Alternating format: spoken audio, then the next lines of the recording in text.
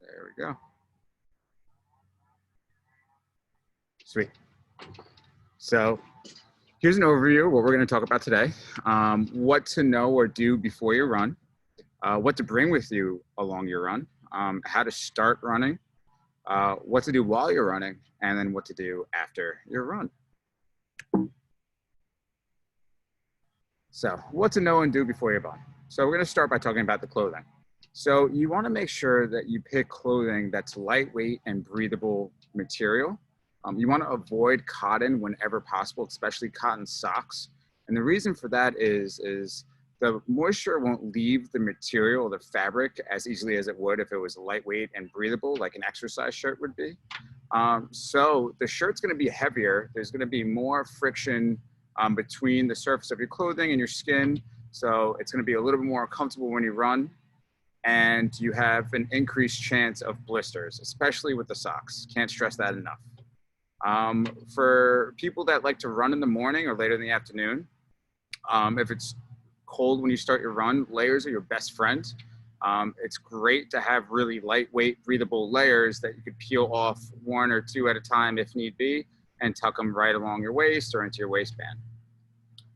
You also want to avoid wearing dark colors when road riding at night for safety purposes. You want to make sure that you can be seen. Another good tip for this is bring something along or wear something that has reflective strips on it. So that way, if a car is driving along the road, the reflecting strips will pop up and they'll know that there's a runner on the road along with them. So what to wear? Footwear. So can't stress this enough. You really want to invest your time, effort, and money into a good quality pair of running shoes.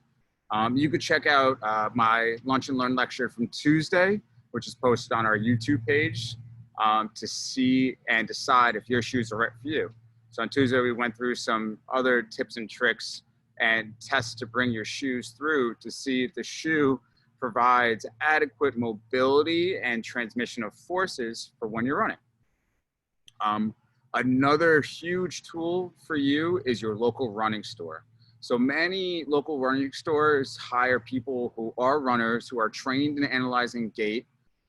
So they'll watch you run, either if they have a treadmill there or walk on one of the platforms that they have, and help find the shoe that's right for you based on where your foot hits the ground first, where's your first point of contact, and what kind of runner are you? Do you need a little extra support? Do you like to go into excessive pronation, so you need some support more on the inside of the shoe? So going to your local running store is a huge tool that you can use to help determine what's the right shoe for you. Another great reason why to visit your local running store is some stores allow you to try shoes for up to 30 days, as long as you keep all of your running on a treadmill. That way you can test the shoe out for a few runs before you really have to buy into that shoe. So the stores will either give you a store credit or allow you to exchange for a new pair of sneakers. Super helpful. I've had to use that 2 or 3 times with pairs of shoes that I thought were right when I tried them on in the store. But then after running a few miles in them, I started to get some hip and knee pain. So it was awesome that I didn't need to go find a new pair of shoes and spend anywhere from $100 to $200. So what to do and know before you run. So hydration is crucial part of your pre-run plan. So you want to try to consume all of your fluids at least 2 hours prior to running. It takes about 2 hours for the liquid to get into your cells and actually hydrate your system. You want to avoid super sugary drinks so you don't have that mid-run crash. So it's okay to drink water or Gatorade, but you really don't want anything like a soda or a Coke or a Pepsi, especially if you're going for a longer run, because you're going to get that crash a lot sooner in the run than you'd like to. And a last little point here is try to go to the bathroom before you run. I know myself and a lot of other runners have been caught in the middle of their run, having to stop it and find a restroom if you're road running, or run to the restroom in the gym. So it really messes up your time and your workout and your memento. So if you could try to get that taken care of before your run, that's always best. Okay. Next thing you really want to focus on is your warm-up. So you really want to incorporate an active and dynamic warm-up before any run or any exercise that you participate in. This is a great and safe way to warm up your bodies and muscles to get ready for the task at hand and reduce your risk for injury. It will also make it for a more comfortable run because everything is going to be more loose and limber. For more information on specific quick warm-ups, you can refer to physical therapist Alex Blank, who's one of our other PTs. He performed a lunch and learn the first week of June just on mobility and stability warm-ups for runners. So you can check that out too. There's a PDF on the website. And there's also his 15-minute lecture on our YouTube page. Okay. So next, what to bring with you on your run. So this is a runner's checklist that I like to use every time before I go out. I always bring my cell phone with me. I use an app called Strava to track my runs, to track my routes, my times, my elevation gain and loss, and my distance. It's also really good to have your cell phone on you handy in case of emergency. You know, you never know what you're going to experience when you're going on a run on the road. God forbid there's an emergency and you need to get in contact with someone. It's always good to have that along with you. I spent a lot of time living and running in New York City, so I always will carry my driver's license or a form of identification. God forbid if you're running on the road and an accident happens and you're unable to talk to somebody or communicate who you are, it's always great to have that handy on you. I usually just take it out of my wallet. I don't like having a big bulky wallet on me while I run. So just having that driver's license is hopefully you'll never have to use it, but it's really important to have along with you. If you're going on a longer run, really important to bring water with you, especially if you're on the road and you're not really sure where the next place is to get water. But really for a longer run is when that's necessary. And then also music. So a lot of people like to work out and run to music. One of the things that I would say is try not to have noise canceling headphones on. And if you do, try to keep only one AirPod or earbud in at a time. Especially if you're running on the road, you really want to be aware of your surroundings and hear everything that's around you. Remember, you're not alone on the road, so you need to be respectful and conscious of everybody else that's using it and make sure that you're running in a safe manner. So how to start running? So you have to determine what surface or platform you want to run on. The two most common platforms that people run on are the treadmill and pavement, concrete, your road running. So here are some pros and cons to both. So let's start with the treadmill. So some pros to running on a treadmill are it's the least amount of forces placed on your body. Whenever you run, when your foot hits the ground, there's a thing called the ground reaction force that sends the same amount of force that your body put into the ground directly back up into your system. That force can be anywhere from 2 to 10 times your body weight. So it's a lot of pressure that's going through all of the joints up to your kinetic chain. Your treadmill absorbs a lot of those forces and will be the easiest and the least amount of impact on your body. So you're going to have the least amount of ground reaction forces when you run on the treadmill. It's also really easy to train at a predetermined intensity on the treadmill. So you can set how far and how fast that you want to go, or you could set a certain time. And you could also run no matter what the weather is. So some cons to the treadmill. Personally, a longer run on the treadmill gets boring and a little too monotonous and repetitive for me. And another con is you need to have access to the treadmill. So if you don't have one in your home, or if your gym's not open up to COVID, because of COVID, the pavement or the road running might be a better option for you. If you don't have a treadmill, but you're afraid of the amount of forces that might be placed through your body while running on the road, another option would be is to find a grass field around your house or where you live that will also have not as much forces as running on the pavement coming up through your system, but it'll be as similar to a treadmill as you can get.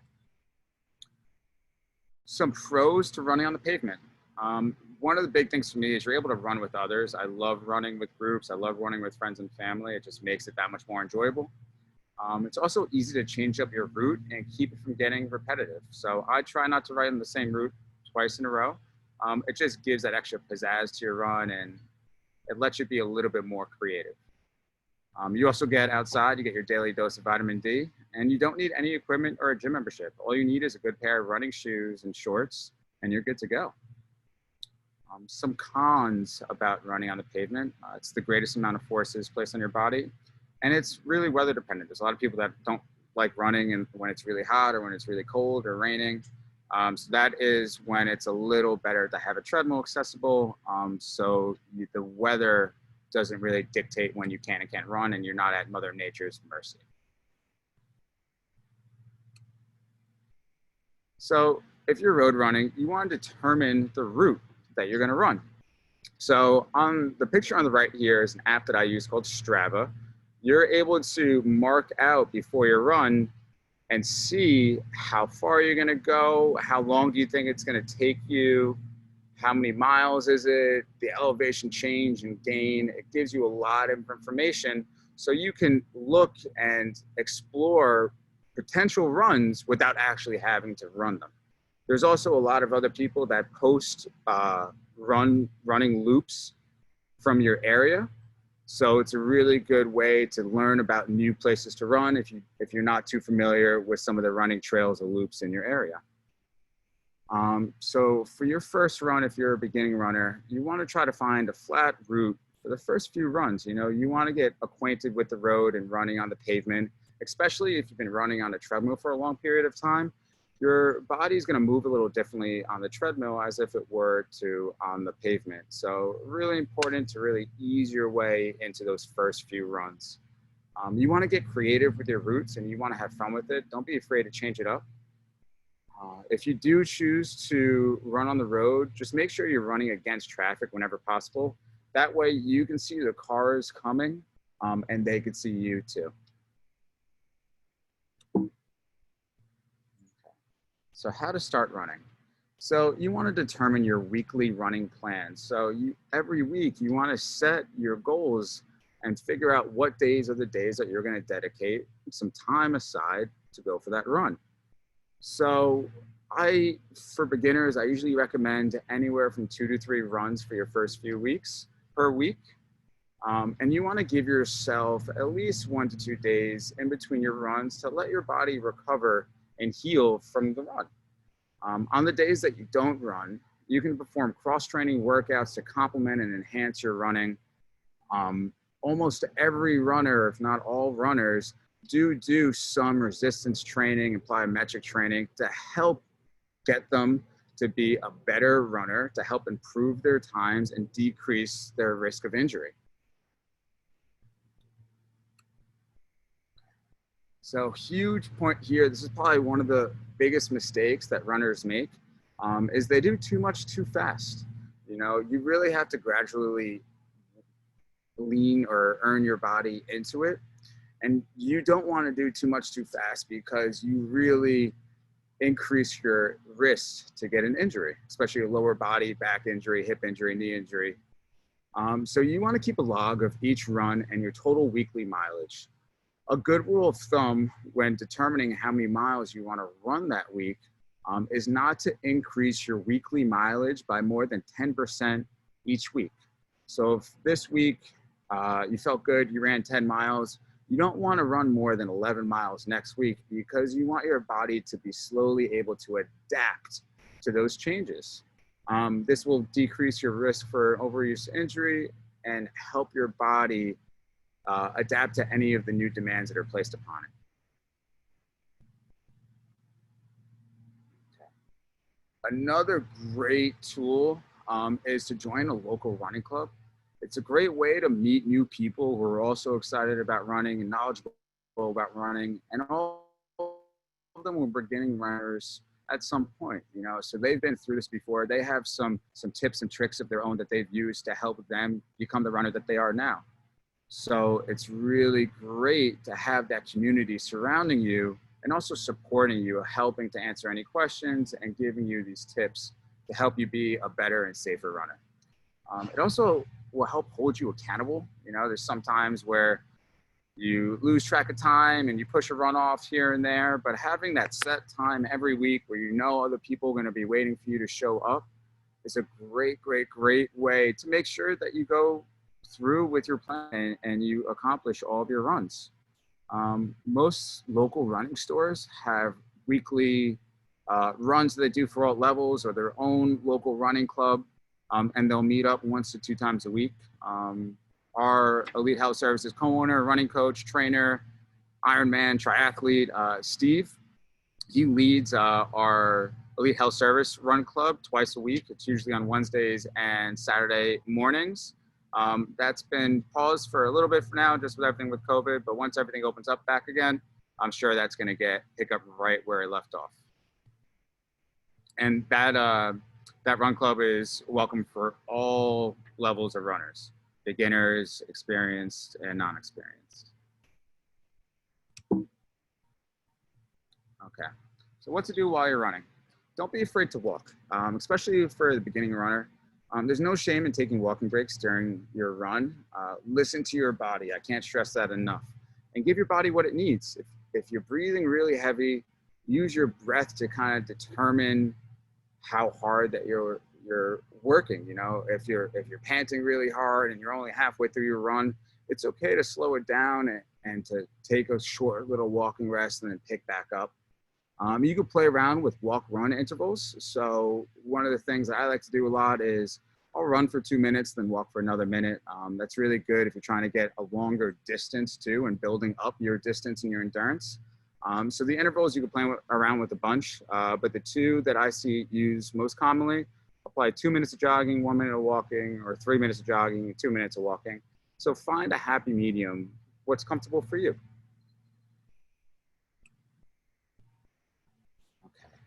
So you also need to be able to find the right pace for you.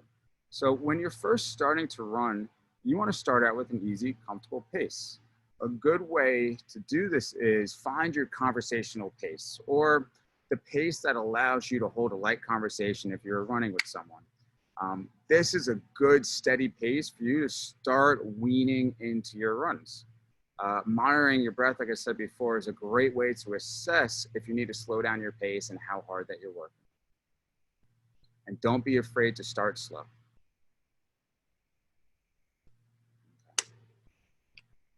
So finding the right cadence for you.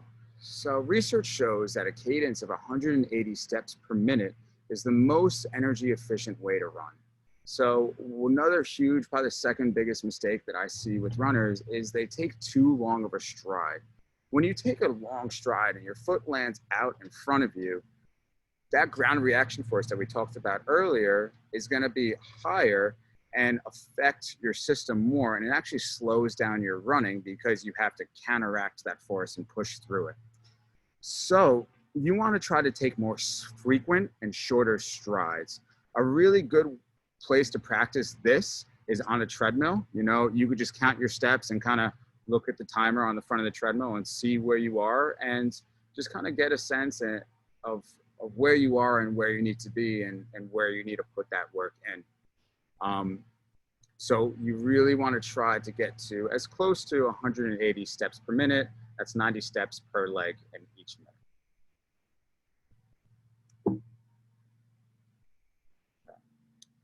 So after your run, so just like you need to do a warm up before every run or exercise, you should also do a cool down before every run or exercise that you do. So after your run, you want to set aside just a few minutes, 2 to 3 minutes, just go for a walk, you know, let your heart rate lower, normalize your breathing pattern again, take focus into your breaths and try to take deep breaths in through the nose and out through the mouth. That'll help get that heart rate back down to your usual resting rate. You want to perform light dynamic stretches with movement to help cool down exercises and help decrease that post-run soreness and discomfort, and also decrease your risk for injury. So you could tune in to next Tuesday's Lunch and Learn with our physical therapist, Vincenzo. He's going to talk about some post-run recovery techniques that are going to help you a lot in that aspect. Okay. And after your run, you really want to make sure that you replenish your body. You have to give your body all the tools that it needs to help recover and get ready for that next run. So big things here are making sure that you hydrate, hydrate, hydrate. You need to consume water right after your run so you can get back all those fluids you lost by sweating them out. You also want to eat a post-run snack or meal within 2 hours of finishing your run. This is going to help give your body all the nutrients it needs and your muscles everything that it needs in order to help replenish and rejuvenate themselves. And can't stress this enough also, you want to make sure you get a good night's rest before and after your runs. Your body heals whenever it's sleeping during your rapid eye movements, your REM sleep, your deep sleep. So making sure that you get a good quality of sleep is so important because that's the time of the day, or the time of the night rather, when your body heals. Okay. So things to do after your run. So record your run. You can use an app tracker like Strava or Map My Run. I know a lot of my patients just like to use old-fashioned pen and paper. When you're recording your runs, you want to record your time, your mileage, your effort, your heart rate if you have a heart rate monitor on there. And you also, after the run, you want to reflect on your run. So how did your body feel? What was your energy level? Any highs and lows of the run? And how did that run go overall for you? It's a really good idea just to jot yourself some notes after each run so you know what you did good and what you did bad and how you're progressing. And recording your mileage is also super important so you know how to progress your weekly mileage for the next week. Sweet. So here are some wrap-up points on some of the things that we talked about today. So first, invest your time, money, energy, and effort into finding that good pair, that right pair of running shoes that fits you. You know, there's a bunch of different running shoe companies out there, and each company makes a bunch of different shoes. There's no shoe that fits all, but you really need to take the time and put that aside to find the shoe that's right for you to make sure that you enjoy running. Because once you have that shoe that's the perfect fit for you, you're going to enjoy running so much more. Hydration is key before and after your run. So making sure that you're drinking plenty of water, fluids, Gatorades, electrolytes, and replenishing your body or supplying your body with the fluids and liquids that it needs. Don't stress about your times and your mileage at first. You know, you're a beginner, you're just getting into it. So take your time and just have fun with it, enjoy it, and really kind of take that time and reflect to see how you feel after each run. Don't do too much too fast. You know, really try to take your time and increase your mileage in a safe manner. Use that 10% rule to help decrease your risk for injury, because as a beginning runner, if you get injured right when you start running, the chances are you're not going to like running very much, you know? So making sure that you don't do too much too fast is a really quick and easy way to make sure that you're running in a safe manner and you're also going to enjoy yourself while doing so. And lastly, just have fun. You know, it's a great hobby. It's a great sport. So many people love to do it, including myself. So you really just keep your options open, have fun, explore different routes, explore different people, different shoes, different types of things that you can do with your running, different workouts to complement and supplement your running. And you're going to have a blast. You know, it's just such a great way to work out, especially if you're going outside, especially this time of year. It's just, there's no better way to get activity and exercise in my eyes. So that's everything I have today. If anybody has any questions, now's the time to ask.